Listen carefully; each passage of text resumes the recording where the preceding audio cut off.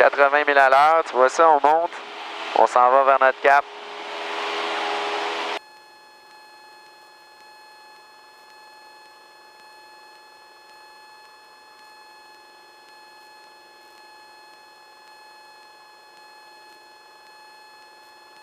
On approche de notre nord, parfait. Prends-toi un point visuel dans les nuages. Là, tu fais juste finir ta montée. On est toujours à 80, c'est parfait, ça. Quand tu vas arriver un peu avant, 50 pieds avant, tu rabaisses ton nez pour ton assiette de référence. Génial, ça. Vas-y maintenant. Si tu attends trop, tu vas dépasser. Assiette de référence. Réduis ta puissance. À 2003. Yeah, good. C'est vraiment parfait, ça. On est pile poil de ce qu'on voulait. Fait que ça, c'est une combinaison de tout ça. Good. Amène-nous là-bas, il y a un champ vert, il y a une patch d'arbres, puis il y a un champ vert. Amène-nous là-bas à 2500 pieds.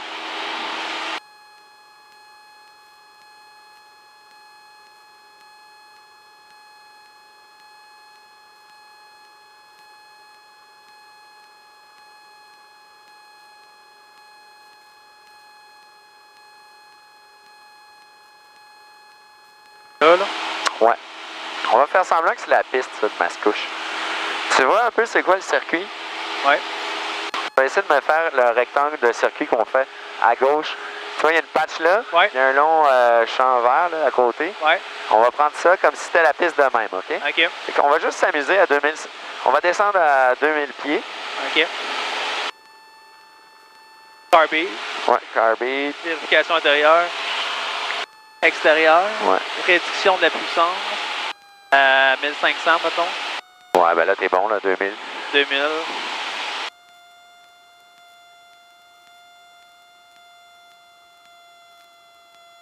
On n'ira pas se poser, on va rester à 2000 pieds, puis je veux juste que tu pratiques tes virages pour voir, tu sais, à peu près qu'est-ce que c'est par rapport à la piste. Ça va nous préparer ça pour, dans quelques cours, quand on va commencer à regarder le circuit, tu sais.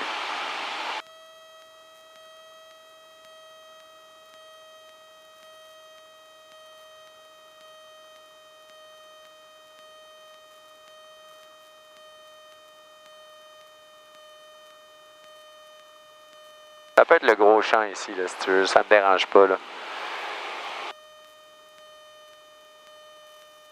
2200 pieds, c'est bien correct aussi.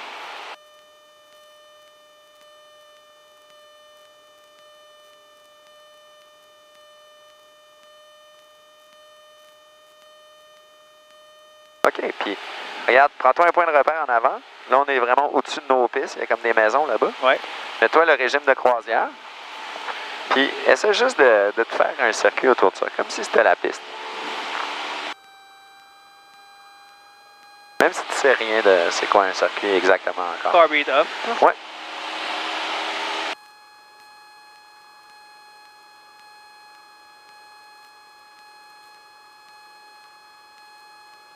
Fait qu'on est au-dessus. Ouais. On peut virer à gauche. Peut-être pas tout de suite, mais quand tu vas croiser la petite ruisseau, là. Ah, OK, ouais, je le vois.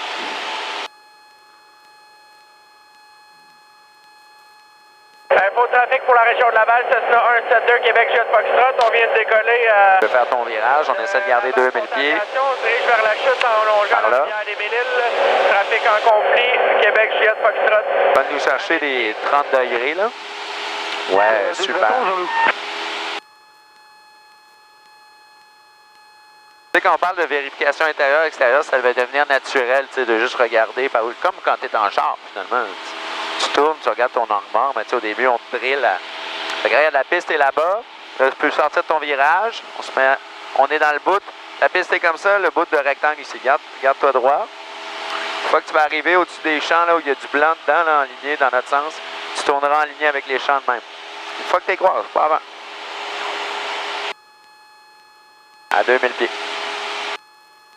Ouais. Je vais commencer mon virage. Ben ouais. Essaie de garder 2000. Ouais.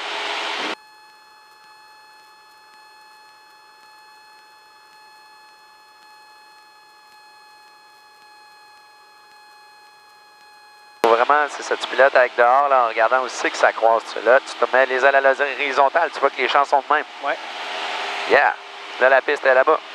C'est bon. Tu vas voir qu'on est à la distance parfaite. On dit, tu te souviens, je te dis jusqu'à où on peut se rendre quand on est en vol plané? Te souviens-tu? Mis au banc. Ouais, ben regarde la piste, elle serait où si c'était les doubles champs verts, là? Pas mal à mis au banc. Ouais. On continue. On va passer la 40. Après ça, il y a du bois. Ben, direct qu'on passe le bois, on fera un virage vers la gauche à 90 degrés. OK. Le bois... Après la 40. OK. Ouais. C'est bon. Le mieux, c'est de prendre des points de repère sur le côté.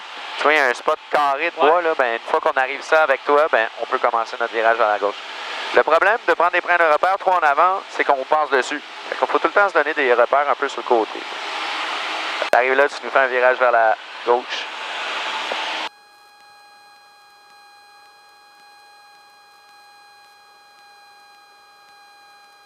Yep.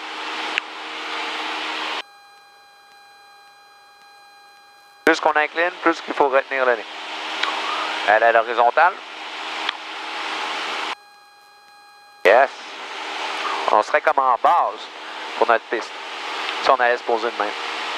On serait plus bas, mais là, on garde la même altitude.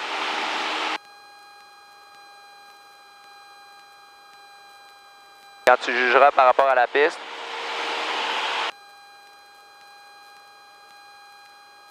La piste, ça va être de mon côté gauche.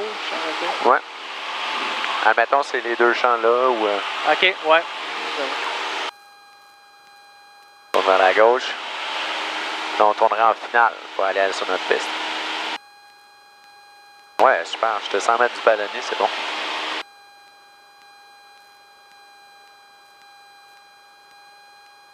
Long ballonnier à droite. Là, tu regardes en avant ton point de repère, ouais. On serait sur notre piste. Ça marche? Oui. Perds pas d'altitude tout de suite.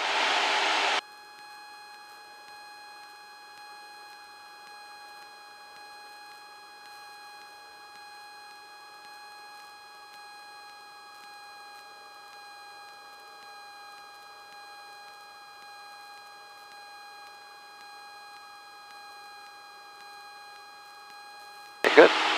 Fais-nous un léger virage. Il y a comme des spots blancs, là. Ouais. Juste un peu à gauche de ça. À 2000 pieds toujours.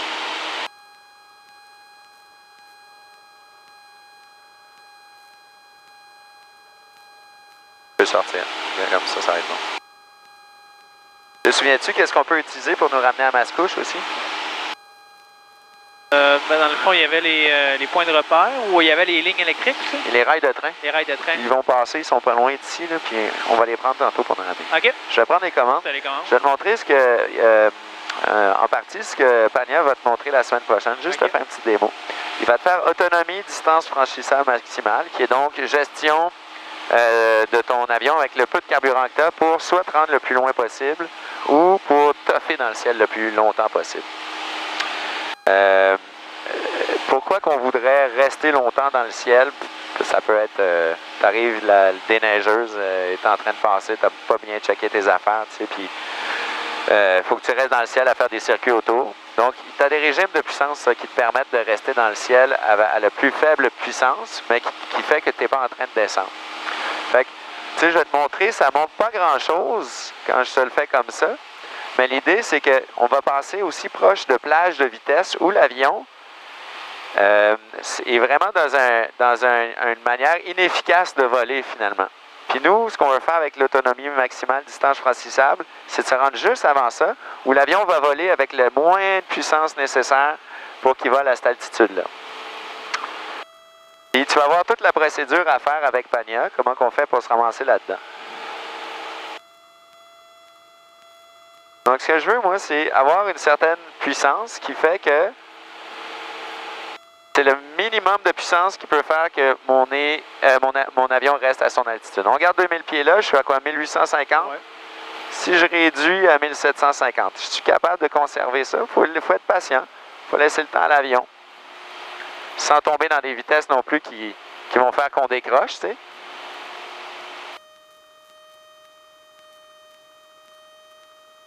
L'avion, il commence à descendre. Si je tire un peu, qu'est-ce qui se passe?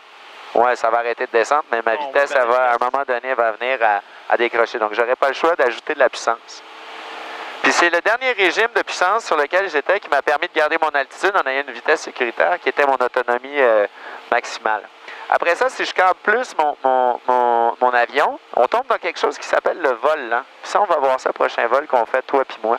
Puis ça, le vol lent, on passe au travers quand on décolle, on passe au travers avant de se poser. C'est le moment où on est cabré, on n'a plus beaucoup de vitesse, l'avion est mou, mais il s'en va se poser, tu sais. Donc, ça ressemble, essentiellement, ça ressemble à ça. On va ralentir l'appareil, on va le cabrer. Je vais aller chercher des vitesses qui sont proches du décrochage. Dans le minimum du verre, dans le fond. Ouais, même un petit peu en dessous.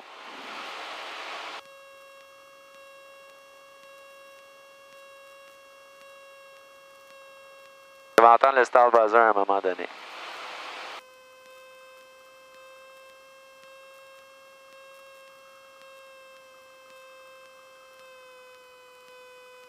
Généralement, l'avion est un peu... Oh, on l'entend. Je ne sais pas si on l'a entendu, en fait. Il ne veut pas sortir aujourd'hui. Mais l'avion, il commence à descendre. J'ai pas le choix. Une fois que je suis rendu dans ces plages-là, je tire sur mon manche pas mal. L'avion, il veut descendre. Fait que je suis obligé d'ajouter un peu de puissance. Mais c'est complètement inefficace. Mes commandes sont molles. Mon avion est comme ça. C'est pas une position dans le ciel où on voudrait être placé. Mis à part au moment où on s'en va se poser. C'est ça qu'on veut, juste avant que les roues touchent. Ouais. Mais c'est un régime de vol complètement inefficace. Je ne veux pas me tenir là-dedans. À tout moment, si je fais une connerie, je peux décrocher, finalement, parce qu'on est en altitude. Donc, on va apprendre à travailler là-dedans, puis à voir que l'avion, malgré que c'est du vol lent, là, on ne vole pas rapidement en ce moment. Si je plaçais le GPS, on pourrait voir, mais on est à 55 000 à l'heure. Mais l'avion continue de réagir, sauf que les commandes sont molles. Jamais en vol normal, on fait ce genre de grosse compensation-là. Puis mes pédales aussi sont pas mal molles. Pareil en tangage. Puis si je veux, là, je suis encore en train de descendre, fait que je serais obligé, pour garder ça, d'ajouter encore de la puissance. Fait que c'est un régime inefficace. Fait qu'on va voir ça, le vol lent, la prochaine fois qu'on est ensemble, comment rentrer là-dedans, puis comment en sortir aussi du volant. Okay. Parce qu'on veut savoir efficacement comment sortir de ça. Puissance, carbide, ça ressemble étrangement à une remise des gaz. Fait que juste de se souvenir que le vol lent, tous les vols, on s'en rend pas compte, mais on en fait du vol lent, au décollage, à l'atterrissage.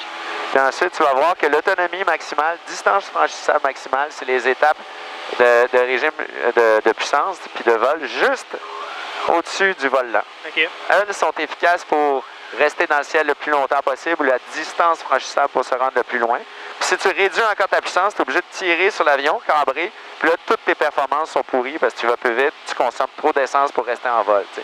Fait que c'est une fine limite. Tu vas avoir des graphiques avec Pogna qui t'expliquent ça. C'est bon? Oui. Je te donne les commandes, puis ramène-nous à Mascouche. On va garder 2000 pieds.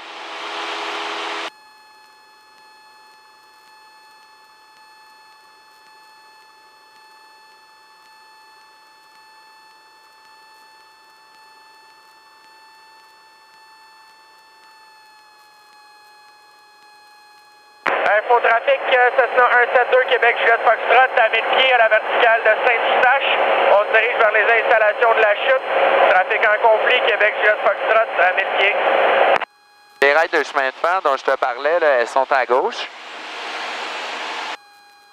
À gauche. OK. Il y a une longue, ouais, je vais regarder à droite, là, mais il y a une longue ligne, puis elle t'amène à Mascouche. OK. Fait que ça, c'est quoi la ville là-bas? C'est Repentigny. Ouais. Puis la ville de Mascouche, elle serait où? Elle serait juste en avant. Ouais. En longeant si on longe les lignes, on se rend jusqu'à Mascouche en avant. Puis la 25, là. Ouais. Puis l'aéroport, il est où?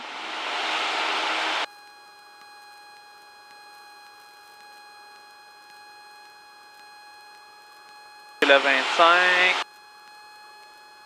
Juste là en avant. Ouais, comme à 11h30, là. Ouais, ouais, c'est ça, exact.